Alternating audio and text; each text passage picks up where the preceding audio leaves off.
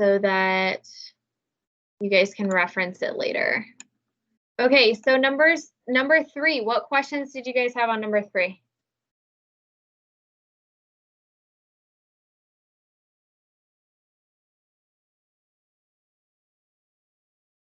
Okay. Yvonne, can you tell me what you got for number 3A?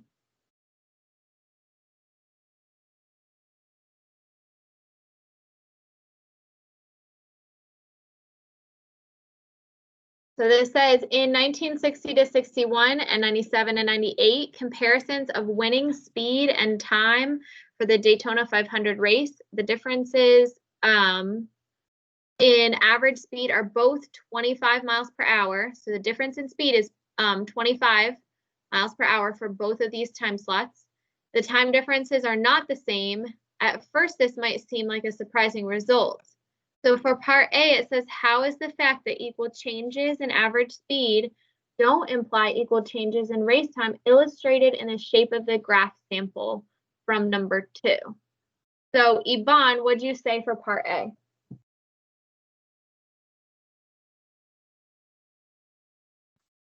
I said that the data decreased.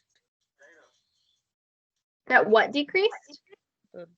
The data, the numbers. So there's not a theta in any of this. But you're right. Let me see if I can pull up from my other class today. We looked at the graph here. And so it says that we have equal changes in speed. So speed is defined on the x-axis, and you can see that the space between these two dots is about the same, yeah? But then if we look at the y distance, or time, excuse me, I'm sorry. This one is big, and this one is small. Those two y distances are small. So it's asking how this graph demonstrates it. And so what we're going to say is the graph is always decreasing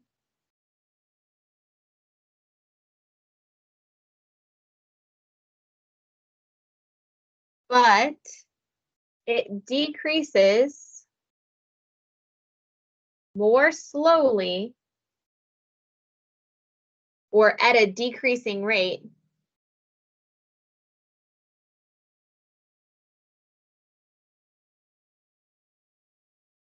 as we increase average speed. Okay, so our graph looked something like this. Okay, it was steep at the top and it got shallow towards the end. Welcome, Jarrell. So we have a big decrease right here, and then it turns into a shallow decrease here. Okay, what questions do you guys have about 3A now that we've talked about it?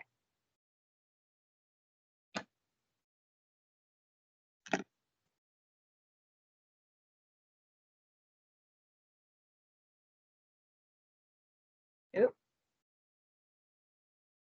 What questions do you guys have? Anything? Okay, so we're going to move on to 3B. So Tyrell, can you tell me what you wrote for number 3B? I wasn't able to do the homework yesterday because after class I forgot what to do and I couldn't find the video from yesterday. Okay, so let's do it together then. So 3B says, how are the table, graph, and function rule relating average speed and race time similar to or different from those that you've seen in earlier work problems? So if we look back at what we did in number 2, so in number 2, we have this table showing our average speed and our race time, the corresponding race time.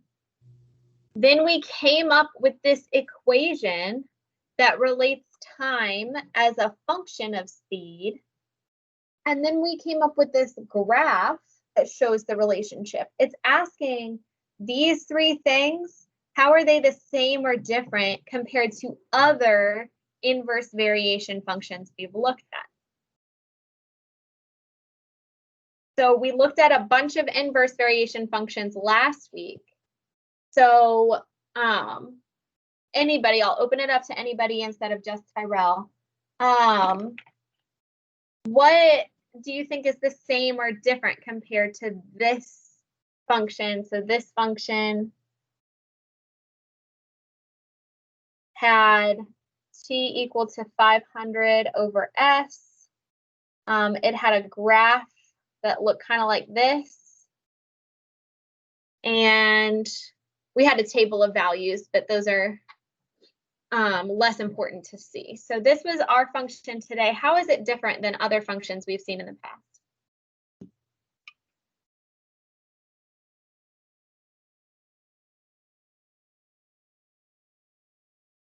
Anybody? Please answer, somebody. Just give anything.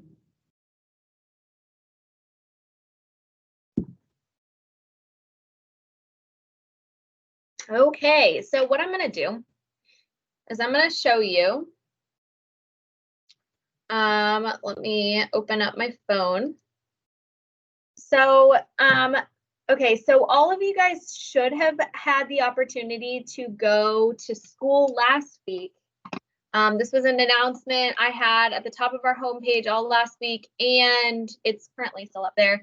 And I told you guys about it in class. You should have gone to school and picked up a calculator from Miss Kizzy. If you did not, there will be an opportunity on Friday to go get one. But if you don't have a calculator, you can download the app called Desmos. You can use Desmos when you have quizzes, tests, and on your EOC as well. So Desmos is totally fine. It's good to be able to know how to use the graphing calculator as well. So I'm going to go ahead and graph the function that we have right here. So we have, I'm going to change the t to a y and, oops, the s to an x so that I don't have to do that most. And if I look, let me see, I'm going to zoom in on this so that it's a little easier to see, and maybe also some more light. All right, there we go.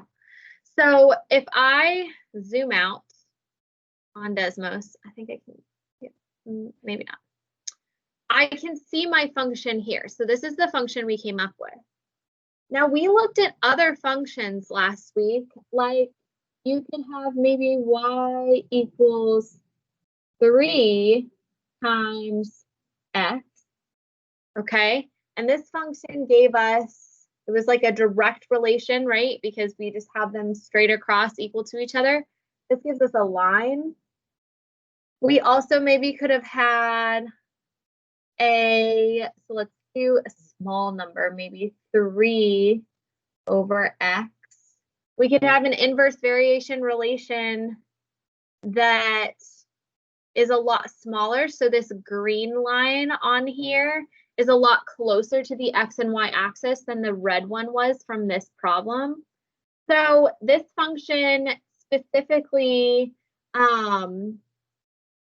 is an inverse relation because it has this symmetry across the line y equals negative x, and it approaches the x and y axis on either side.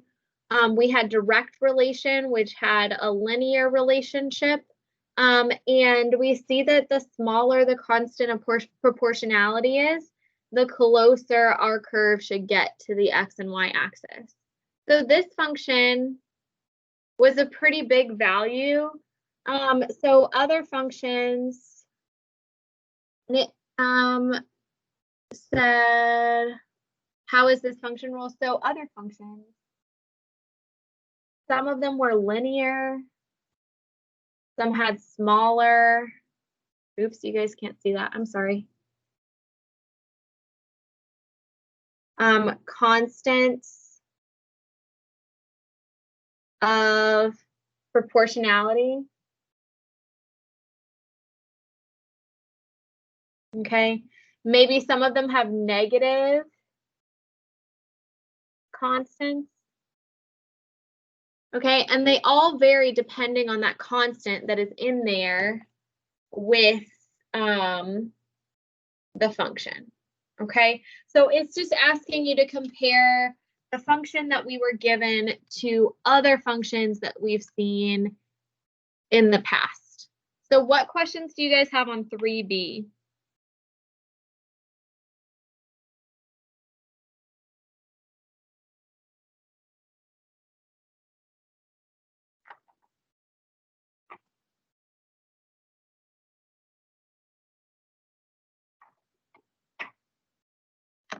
Okay, so I'm hoping that that means that everybody understands 3B. Is that the case? This is too dark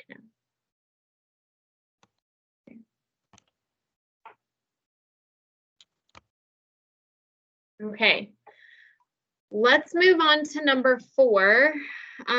4 is kind of long, so fine. I guess it's time to move on. Let me focus this so it's not so blurry. Okay, so in number 4, you were supposed to fill in the blanks. So I'm going to call on you guys as we write out this sentence because I want to hear what you guys pick for these blanks. So it says the race time is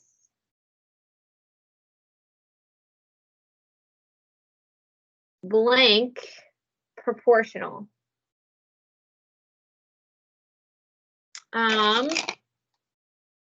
See, Marquez, are you here? Okay, Monica's not here. Zulabet. Daisy. Lisbeth. Lisbeth, can you help me out?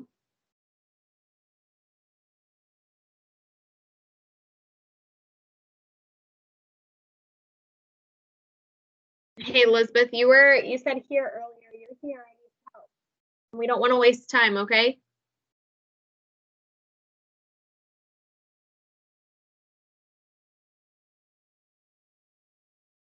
Lisbeth. Yes. Hey. Okay, so it says the race time is blank proportional to the average speed. What did you put in this blank?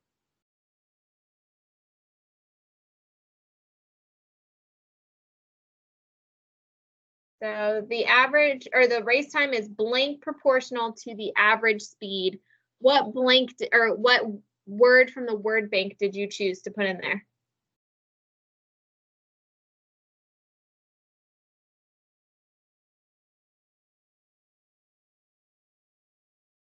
So what type of proportionality? Was it inversely or directly?